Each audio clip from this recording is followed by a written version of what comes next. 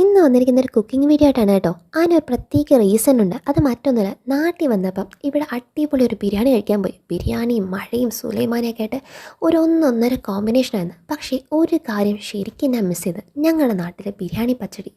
ഇവിടെ ബിരിയാണി കഴിക്കാൻ ബിരിയാണി പച്ചടി കാത്തിരുന്ന് എനിക്ക് തൈർ പച്ചടിയാണ് കേട്ടോ. അത് തൈരും സവാളയൊക്കെ ഇട്ട് സാധാരണ സലാഡ്. പക്ഷേ അതല്ല, ഞങ്ങളുടെ നാട്ടിൽ ബിരിയാണി എന്ന് പറഞ്ഞാൽ ബിരിയാണിയുടെ കൂടെ ഒരു മസ്റ്റ് ഐറ്റമാണ് ഈ കത്തിരിക്ക കൊണ്ടുള്ളൊരു ബിരിയാണി പച്ചടി. ഇത് ചെന്നൈയിലും ബാംഗ്ലൂരിലും ഒടുക്കത്തെ ഫേമസ് ആയ ഒരു ഐറ്റമാണ്. ഇത് മാത്രം കഴിക്കാനാണ് യഥാർത്ഥത്തിൽ എൻ്റെ ഫ്രണ്ട്സൊക്കെ എൻ്റെ വീട്ടിൽ വരാറുള്ളത് കേട്ടോ. അപ്പം ഈ ഒരു ഡിഷ് എങ്ങനെയാണ് ഉണ്ടാക്കുന്നത് പറയാം. കാരണം ബിരിയാണിയൊക്കെ ഉണ്ടാക്കാനുള്ള സമയം വരുമല്ലേ ഇനിങ്ങ്. അപ്പോൾ എല്ലാവരും ഇതെങ്ങനെയാണെന്ന് ട്രൈ ചെയ്ത് നോക്കുക. ഉണ്ടാക്കാൻ നമുക്ക് ആദ്യം തന്നെ കത്തിരിക്ക എടുക്കണം. ഞാൻ ഇപ്പം 4 കത്തിരിക്കയാണ് എടുത്തിരുന്നത്. അപ്പോൾ ഈ 4 കത്തിരിക്ക ഇതാ ഇങ്ങനെ കുനുകുനാന്നരിഞ്ഞ് വെള്ളത്തിടുക. കാരണം വെള്ളത്തിട്ടില്ലെങ്കിൽ കത്തിരിക്ക വേഗത്തിൽ തന്നെ കറുത്തു പോകും കേട്ടോ.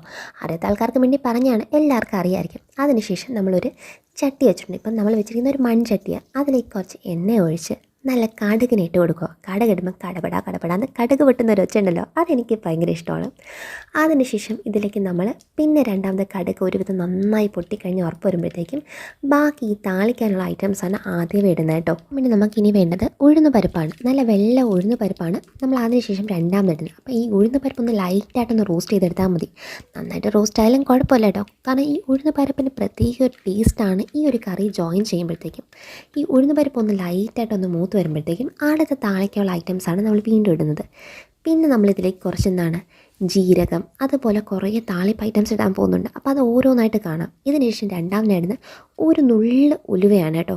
ഉലുവ ഏത് കറിയാണെങ്കിലും അടിപൊളി രുചിയും മണത്തിനും നമ്മുടെ ശരീര ഗുണത്തിനും ഏറ്റവും നല്ലൊരു സാധനമായതുകൊണ്ട് ഉലുവ ഇല്ലാതെ ഞങ്ങൾക്കൊരു കറിയില്ല കേട്ടോ. ഇന്ന് ബിരിയാണിയിലൊന്നും ഉലുവ എടുത്തിടത്തില്ല കേട്ടോ. ഇനി അത് കളയാക്കിക്കൊണ്ട് ആരും വരണ്ട.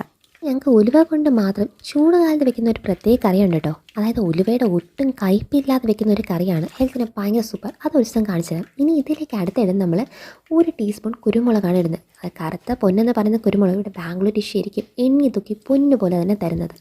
പിന്നെ ഇതിലേക്ക് ഒരു 1/2 ടീസ്പൂൺ ജീരകം. പിന്നെ ചേർക്കുന്നത് നമ്മുടെ 4 പച്ചമുളകാണ്. ഇതിനെ 3 വലിയ പച്ചമുളകും ഒരു കുഞ്ഞൻ പച്ചമുളകും. പിന്നെ കുറച്ച് കരിവേപ്പില. ഇതെല്ലാം കുറച്ച് നന്നായിട്ട് റോസ്റ്റ് ചെയ്യുക. എന്നിട്ട് പച്ചമുളക് നിങ്ങൾക്ക് കുറച്ച് കഴിയുമ്പോൾ കാണാം പച്ചമുളക് എന്ത് നിറത്തിലേക്ക് വന്ന്. അതിനുശേഷം പിന്നെ നമ്മൾ അരിഞ്ഞ് വെച്ച് നമ്മുടെ കത്തിരിക്ക വെള്ളമൊക്കെ പിഴിഞ്ഞ് മാറ്റി ഇതിലേക്ക് ആഡ് ചെയ്യുവാണ്. ഇനി ഇതെല്ലാം കൂടെ ഒരു സോട്ടിംഗ് ആണ്. നല്ല കടുവറാക്കെ കഴിഞ്ഞ ശേഷം അടിപൊളി വഴട്ടൊക്കെ വേണം കേട്ടോ. അരിഞ്ഞ് വെച്ച എല്ലാ കത്തിരിക്കയും തന്നെ വെള്ളമൊക്കെ പിഴിഞ്ഞ് മാറ്റി ചേർക്കുക. ഇപ്പോഴും ഒരു കാര്യം ഓർമ്മ വന്നു കേട്ടോ, ഇത് വഴട്ടിക്കൊണ്ട് തന്നെ പറയാം.